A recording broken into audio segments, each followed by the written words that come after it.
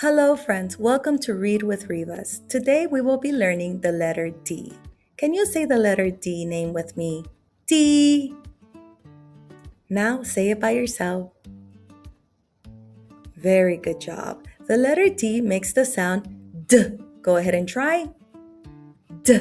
All by yourself now. Very good job. To make the letter D sound D, what you do is the tip of your tongue touches the back of your teeth, and then when it drops, you allow sound to come out. Let's try it. D. Very good job. So here are some words that start with the letter D. The first one is dog. Go ahead and repeat. Dog, all by yourself. Very good job. The next word is dot. Go ahead and repeat. Dot, now by yourself. Very good job. And the last word we're going to be going over today is dig. Go ahead and repeat. Dig, all by yourself.